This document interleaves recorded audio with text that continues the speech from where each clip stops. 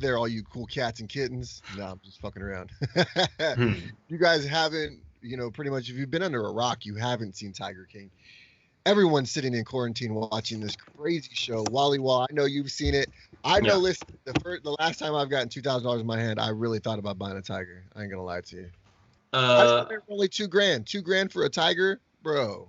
yeah, it's crazy. Listen, that whole documentary is crazy. And the great thing is everybody watched it. In France, they watched it, and in the, Worldwide, yeah, that shit was. yeah. So But that was let great. me tell you what else is going to be watched worldwide, and that is UFC 249 this weekend. It is stacked top to bottom. It is headlined by two title fights, an interim lightweight title fight. Tony Ferguson is going to get another crack at that interim title, and he's going to be taking on Justin the Highlight Gaethje. Sometimes the MMA gods just give us a little prayer and give us this fight. We lost Tony and Khabib, but this is a great consolation prize. Let me tell you what. Henry Cejudo is probably one of the best smaller fighters we've seen in our generations, especially when you add his Olympic accolades to his whole pedigree.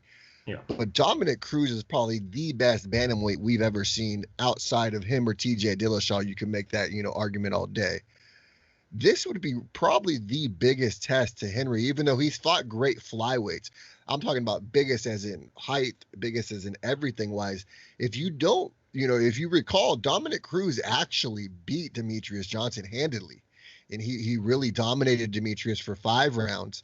So if Henry can go in there and put a huge, statement and finish it, if he went out there and finished Dominic, I mean, he Yeah. could really cement himself as probably the greatest small weight fighter that we've ever seen. Yeah. Before we go and talk about each fight, I wanted to ask you: is this the only major sports event happening during this pandemic? I believe so. In America, I don't think there's anything else going on at this time. I mean, outside of some like handball on the corner Yeah. lot at somebody's house, that's Yeah. about it, man. There's absolutely nothing going on. I believe ESPN right now is showing Korean baseball. That's how dry it is. Yeah.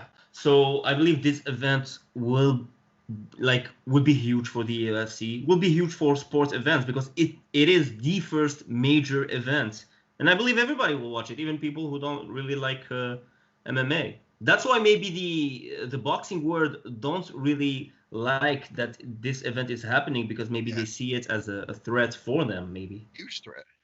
Yeah. 100%. You can't say that it's not a threat to their, throne or hierarchy, or however you want to put it in the combat sport world.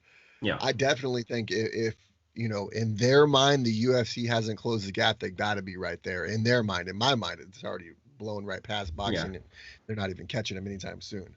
Yeah. But let's get into these fights, man. All of these early fights are going to be on ESPN, like Wally Wall and I just, talked about. There's no goddamn sports on. So Yeah. ESPN has all of the prelims for you, starting off with light heavyweights Ryan Spann versus Sam Alvey. Smiling Sam Alvey going in there. I believe he's on a 2-fight losing streak, going up against a very, very bad man in fucking Ryan Spann. He's on a 7-fight win streak. He actually beat Emmanuel Swordy to get into the UFC. If you remember Emmanuel Swordy from the PFL, he just won $1 million in their finals, knocking out Ooh. everybody along the way. Yeah. And Yeah. he guillotine choked him, and I believe it was over in 26 seconds in the first round.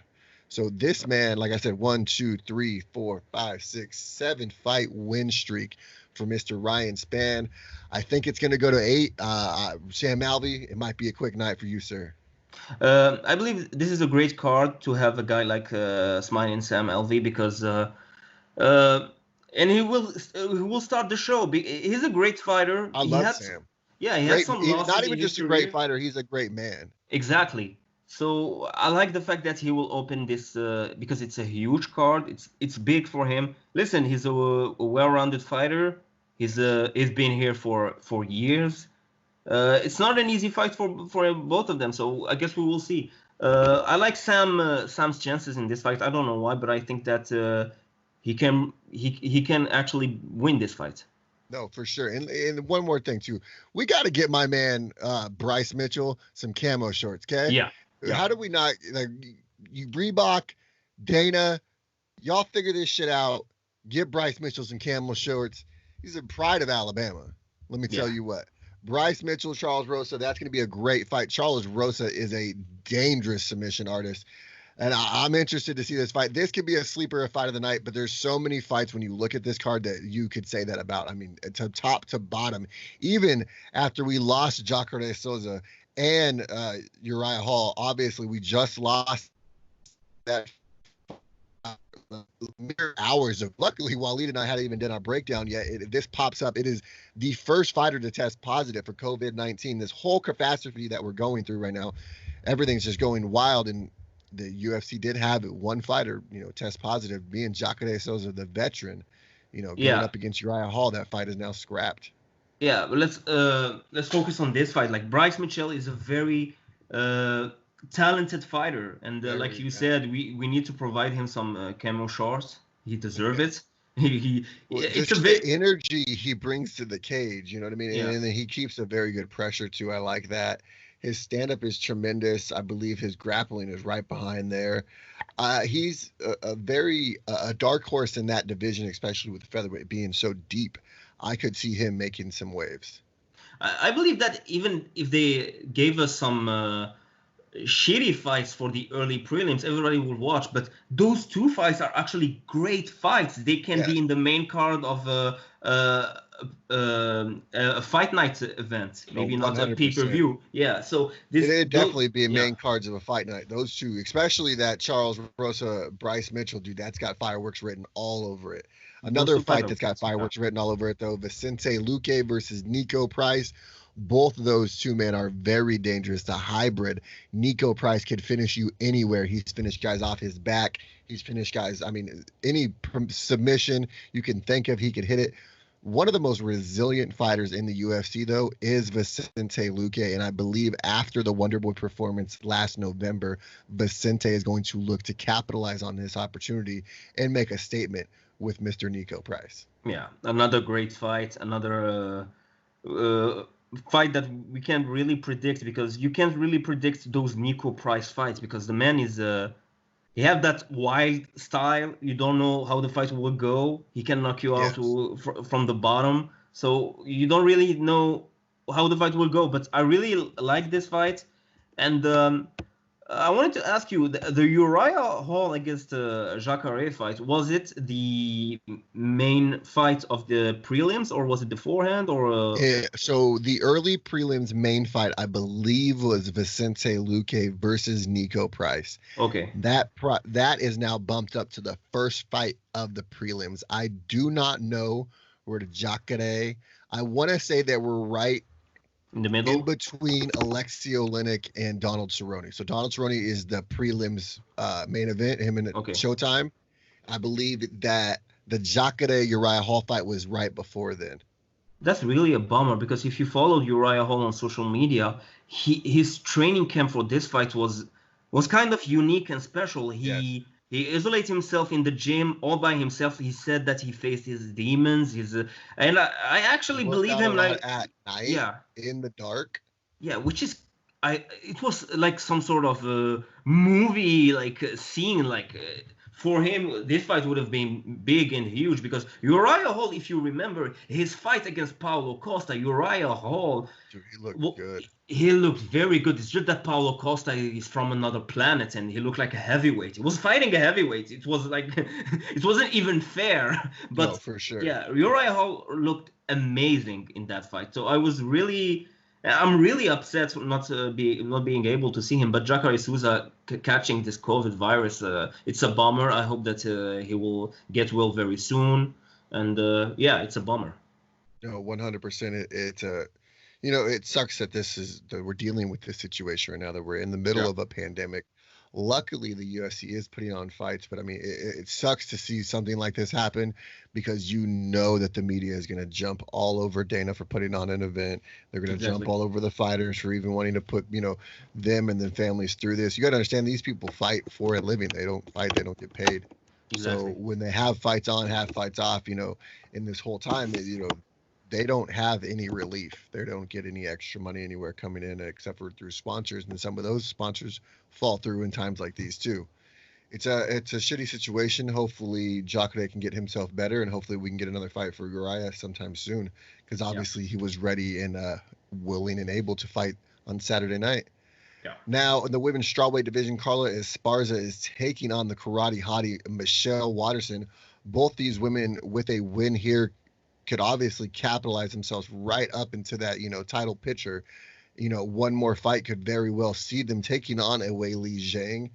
I mean, she currently ranked number 8, Miss Karate Hottie is, but before she lost her last fight, she was 2 or 3, I believe. Yeah. Like I said, with a fight right here against the Cookie Monster, a former UFC strawweight champion, she could see herself right back in that title contention. The Cookie Monster looked very good against Cynthia Calvillo, if I remember that fight. The Yes. Cookie Monster really looked good. Michelle Watterson, we all know how good of a fighter she is. Her last fight maybe did justice for her, but she's a tremendous fighter. And for this fight, I would actually predict that Carla Esparza may win, because she can control the fight on the ground, and maybe because it's a 3-round fight, maybe it will be enough for her to get the W. I really was impressed by Carla's last performance against Alexa Grasso. Yeah. I was really impressed by that. Alexa Grasso had a lot of hype with coming behind her, and it really felt like she was going to, Alexa was going to take that next step into title contention. Exactly. But Carla, being the veteran she was, really put a halt to all that and took some of her hype. And she might, obviously do the same here with Watterson. Like I said, with a win here, obviously Carla Esparza could put herself one win away from a title opportunity and possibly getting a shot at Weili. Yeah. I think Weili's a handful for both those women. The only difference maybe here is that Michelle Watterson ground game is pretty good compared to Alexa Grasso. So you say it's pretty good as an understatement as well. Yeah, it's yeah, it's yeah. So it's a very interesting fight. Now, 2 men who have very, very good ground game. Alexei Oleinik versus Fabricio Verdum. If you are a casual, you probably don't understand this matchup and why everyone is foaming at the mouth over it. But trust me, if you are a hardcore fan, you will love this matchup. You just want to see these two. Don't even throw one strike. Just grapple the whole time. Yeah. Just start, go in, shake hands, bow, and just grapple. In a perfect world, we will have a fatal 4-way between those two, Nogueira and Frank Mir. Exactly. Like in a perfect world, we will have that, but we have those two. And I'm a huge fan of Oleinik. A guy for his age, I don't know how many fights. I believe maybe he wants to try to have 100 fights for his career, because he's not that far for having 100 fights in his MMA career. So he's 42 years old and he has 72 total MMA fights. Listen, if after the UFC he go and fight on shit. It's crazy. And Fabricio Verdum, what can we say about Fabricio Verdum? He is maybe. People can argue about being the greatest heavyweight of all time. My thing is, how has the layoff from the 2-year suspension affected Fabricio Verdum? Are we going to see the old Verdum, who has, amazing jiu-jitsu and very good striking? Let's point out that he outstruck Cain Velasquez in that fight until he obviously finished Cain Velasquez with a submission. Yeah. Do not sleep on Fabricio Verdum's striking. If it's turns into a boxing match, I give Oleinik no chance. Yeah, and maybe that layoff was good for him, because if I'm not wrong, Fabricio Verdum's last fight was against Volkov, which he lost, if I'm not wrong. I believe so. And I also want to say that he was dealing with some back injuries along this whole time, and he did get knocked out by Volkov as well. So a 2-year layoff might have, like you said, benefited him more than it would have hurt, maybe a younger fighter. Yeah, which is crazy in this fight, because if he goes to the ground and Oleinik is on his back, you know that he's very dangerous. Verdum, he's arguably maybe the greatest jiu-jitsu heavyweight fighter in the history of MMA. So very interesting. But like you said, maybe the striking will be the difference, and Fabricio Verdum is a better striker than Oleinik. Now, this next fight, the main event for the prelims, Donald Cowboy Cerrone in January was headlining UFC, whatever the hell it was again, with Conor McGregor. Yeah. Now this guy is not even on the main card. That's how stacked this fight card is from top to bottom. Amazing matchups. But let's talk about this prelim main event on ESPN. Donald Cowboy Cerrone returning after getting KO'd by Conor McGregor in 40 seconds to take on Anthony Showtime Pettis, a man who has defeated him before. And I believe Donald Cerrone is still looking for his liver the last time him and Anthony fought. Yeah, exactly. The difference is this time they are fighting at welterweights. Yes. Yeah, compared to lightweight. This time Donald Cerrone, because we know that he struggled with the weight cut. He was really torturing himself to make weight at lightweight. So this is a great fight. We don't need to present those two fighters because we know who they are. Yeah. So. I actually, the accolades speak for themselves. Yeah, the accolades if there's speak for themselves for sure. If there's a prediction that we can make, who will you say that would go victorious in this fight? I would have to say that this might have been too quick of a turnaround for Mr. Donald Cowboy Cerrone. I would have liked him to take some time off. I think Showtime goes in there because I think Donald shows up and not Cowboy. Oh, really? Okay. When Cowboy shows up, yeah, Cowboy fucks people up. Donald fights scared. I don't know. Listen, after big losses, Donald used to bounce back immediately. So I think that Cowboy will bounce back in this fight, and I think that Cowboy will win in a good fashion, like maybe a beautiful decision or even a finish. Can't wait. I mean, like I said, these entire stacked card, great prelims from top to bottom. Like I said, I really hope Cowboy shows up because of Cowboy versus Showtime 3-round main event on ESPN. Goodness gracious, thank God fights are back. Yeah. Now on to this main card. We're going to start with the heavyweight division. Mr. NFL linebacker, former NFL linebacker, Greg Hardy is taking on the school teacher, Mr. Jorgen De Castro.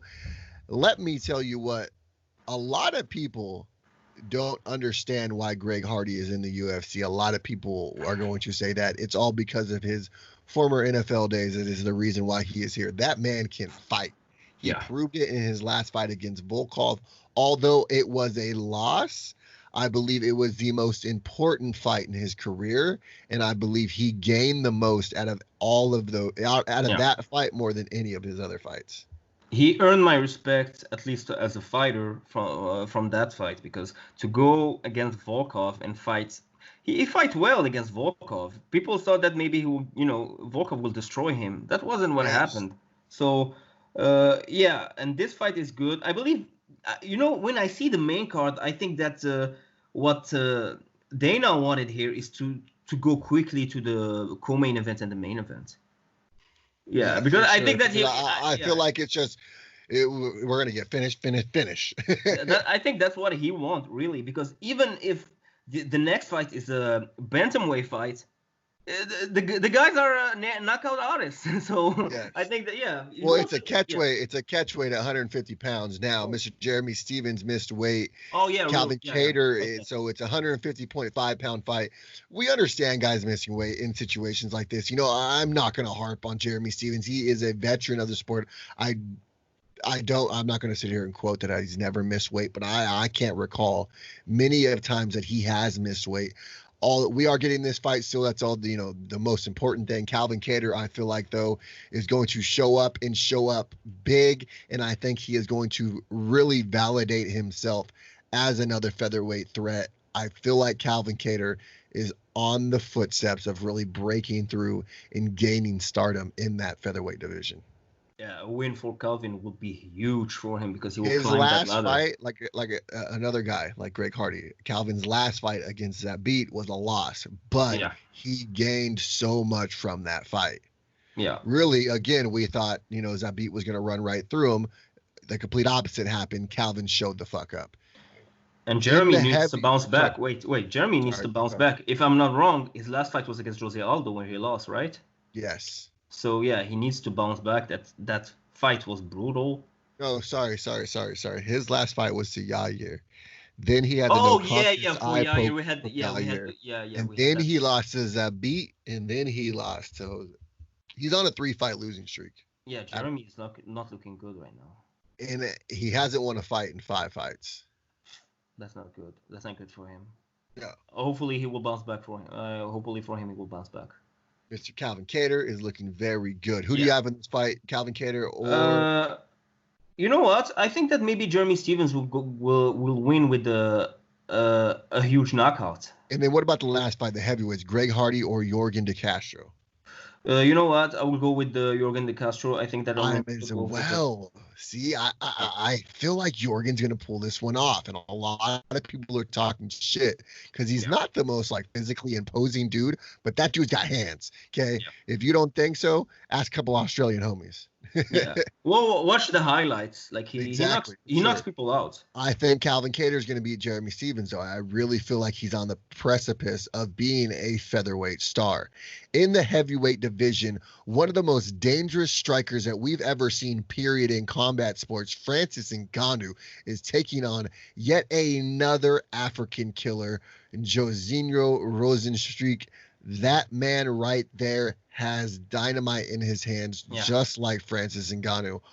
Although I think Francis has been there too many times for Mr. Jorginho. I think originally when you seen this matchup, I thought it was horrible for Josinho Rosenstreich in a 5-round matchup against Francis Ngannou.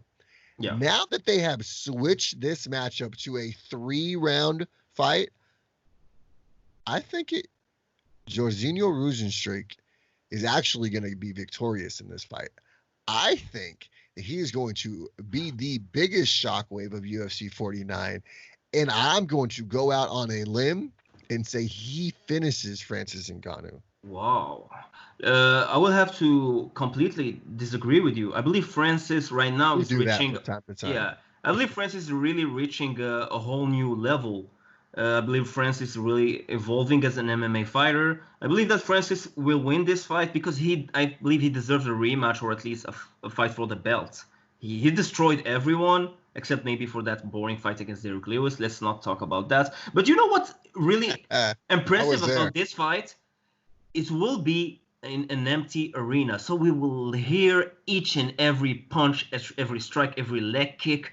It will be terrifying. You don't want, when you're going to hear Francis Ngannou hit a leg kick, you don't want to be hit by that, okay? Just listen to the man hit pads. Yeah. Okay? It's dangerous. It's dangerous, it's scary, and you know what? I believe that this experience people will really kind of believe when Dana White used to say that Francis has his power is not normal and shit like that. Yes. I think that this time people will really believe him. Well, I definitely think with Josinho, I think you find somebody who is not scared to stand in front of Francis. And I think that is going to give us the most interesting and compelling matchup because to where Derrick Lewis is a very smart fighter, he will move away from you. Yeah. But Josinho, we haven't seen that from him. And I really believe it's going to be, two guys going at each other. Yeah. Now, for the co-main event, the bantamweight title is finally on the line. Double C, Mr. Henry Cejudo, because he lost his other title. I mean, the flyweight title is gone. Yeah. So Mr. Double C, the Olympic gold medalist and the bantamweight champion, will be defending his bantamweight title against the greatest bantamweight champion of all time, with a little bit of argument with Mr. Dominic. No argument. TJ Dillashaw. No argument, man. I have some argument. I think TJ has an argument there. Sure. He tested positive, so. Positive for being a very good fighter. I absolutely agree with you. But Dominic Cruz is going to be taking on Henry Cejudo for that bantamweight title. Some people say that Dominic does not deserve this title shot. Some people say that Jose Aldo did not deserve this title shot. But we got this fight, and it's going to be here tomorrow night on ESPN Plus pay-per-view. I can't wait.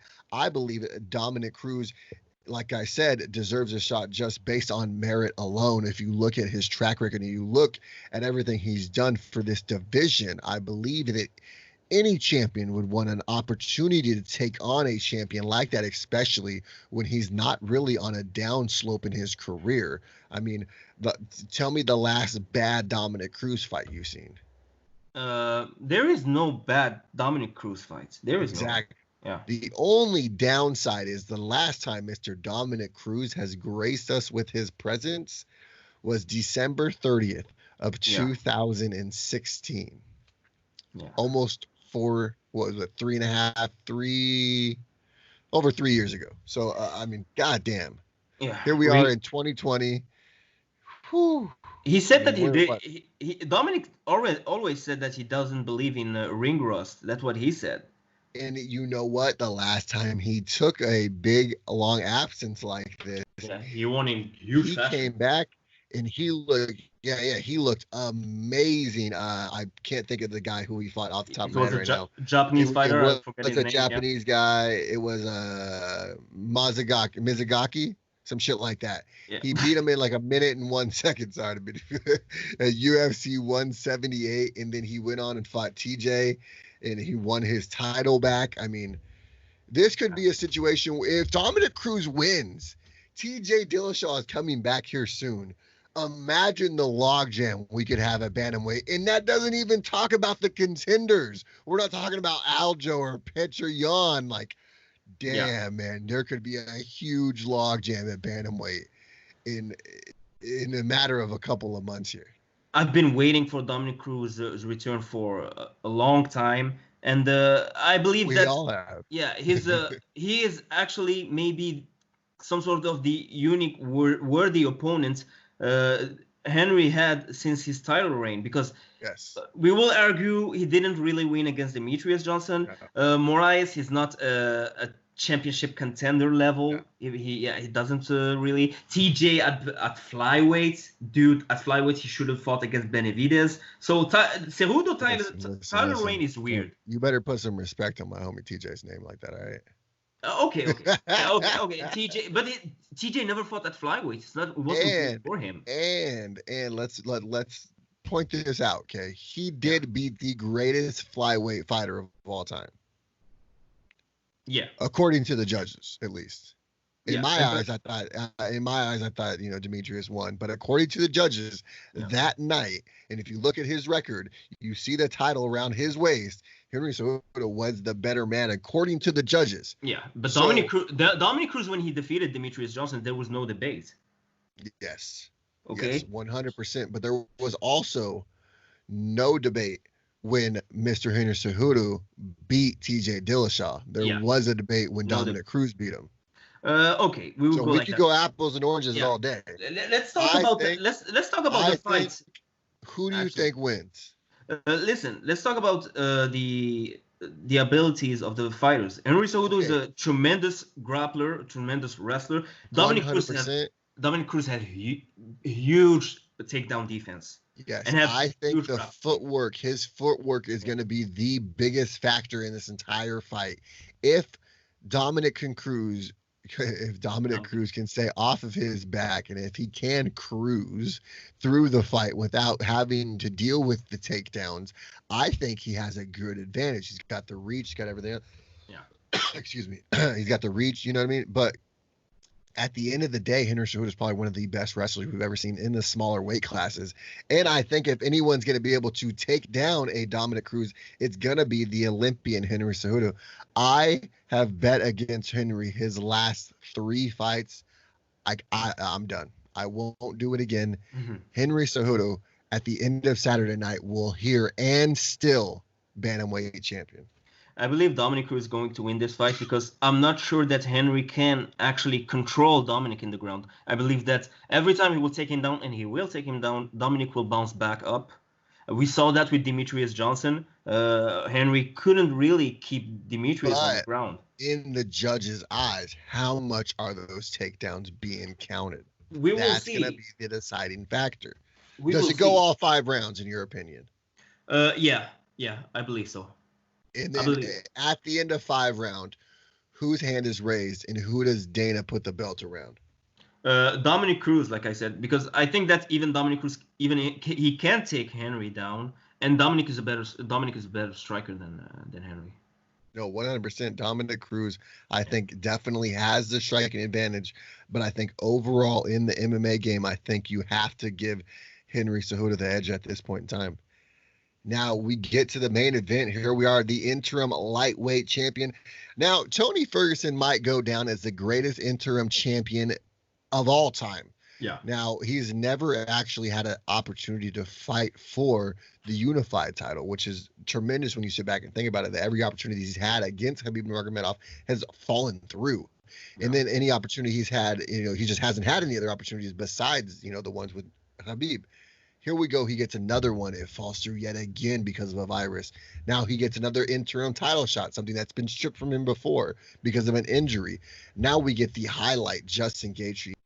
Like I said earlier, this has to be the best consolation prize we could have got compared to Coney and Khabib.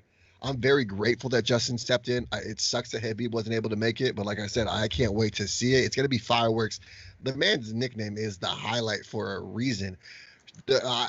Does Justin utilize his wrestling, though? And if he does it even matter? This is a very dangerous fight for Tony Ferguson. Justin had nothing to lose. Yes. Really. And Tony have a lot to lose, because if Tony lose this fight, that Dana White will push for that McGregor against Nurmagomedov fight. That. For sure.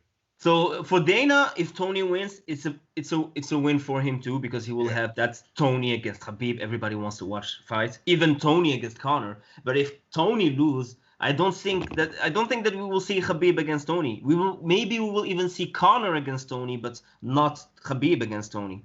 So it'll be an interesting situation. I really hope for Tony's sake that doesn't happen. I think on 2 weeks' notice, this favored Tony. I think with a month notice, you even that playing field. Yeah, exactly. Because both fighters are very dangerous. Justin Gaethje is not that Homer Simpson anymore. Okay, no. He fights very well. He actually thinks right now. People said that he didn't think. A calculated brawler, if that makes sense. Does that make sense? He evolved. Yeah. He evolved. When you watch his fight against James Vick, man, that was vicious. Dude, James Vick's still looking to wake up from that. You know what I mean? He destroyed him. And that's a situation where you've seen Tony get hit. You've seen him get hit against guys like Michael Johnson who beat him. You've seen Tony take very big, poundings from guys, but able to come back. Kevin Lee was able to he dominated the entire first round of their, interim title fight. Tony was able to withstand the punishment, came back in the third, won the fight. My thing is we know Justin's gas tank is amazing. Yeah. He's not going to wither. He's not going to go away. Tony Ferguson is going to have to hurt Justin Gaethje to get him, in a vulnerable state to slap on us something like a submission or get that Darce choke that he's always looking for. It'll be an interesting situation to see how it all plays out. Justin Gaethje, though, like I said, he's a calculated brawler, if that makes sense. Yeah. He will go out there and throw it all on the line, but he does it with such finesse and he's almost more comfortable in the fire. Yeah. The Justin Gaethje really needs to make this fight dirty. He needs to make this fight go like a war. The problem is sometimes when you get too close to Tony, you have those elbows, it will it will make you slow down. Yeah, so this is the problem. And for Tony, I believe this fight for him, it should be a technical fight because his jabs are beautiful, the way he moves.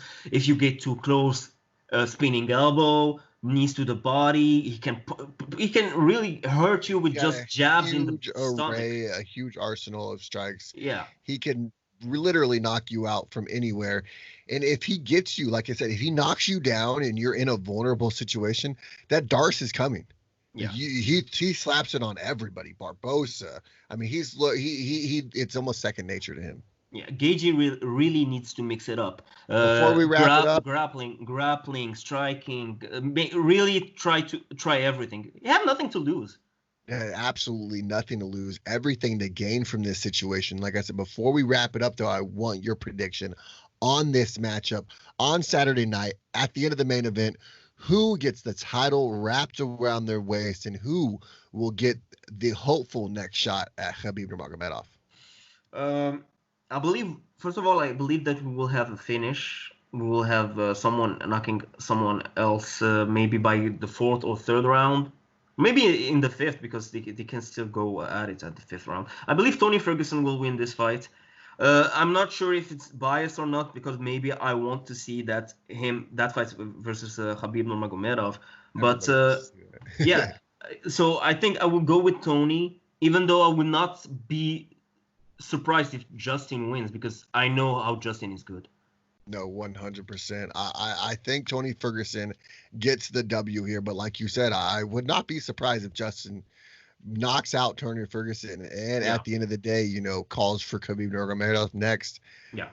Justin Gaethje could very well be that man to beat Khabib Nurmagomedov. Saturday, we will find the next puzzle piece and we will figure this huge puzzle out. But until then, man, I can't wait. We got some great predictions, great card. I can't wait. Guess what, guys? We are going to be back again. We're going to try to have our next episode breakdown, recap, whatever you want to call it, on Sunday. So Waleed and I are going to convene after UFC 249, recap all that good shit, and get us ready for Wednesday's card, because we got a card on Wednesday, and we can't wait for that. Wally Wall, my man, thank you as always. Can't wait to do this again, brother. Yeah, no problem, brother. That's I believe this card everybody will, because sometimes people don't watch the early prelims. I believe this card will have maybe the most viewed early prelims. This is my prediction about this card. 100%. They start at 3 on the West Coast. If you have not already ordered that pay-per-view, order it now, because I feel like a lot of people are going to be ordering it at the same time. The system might crash. Exactly. All right, knuckleheads, we are out of here. This is it for UFC 249 breakdown. We will see you in a couple of days. Enjoy the fights. Peace.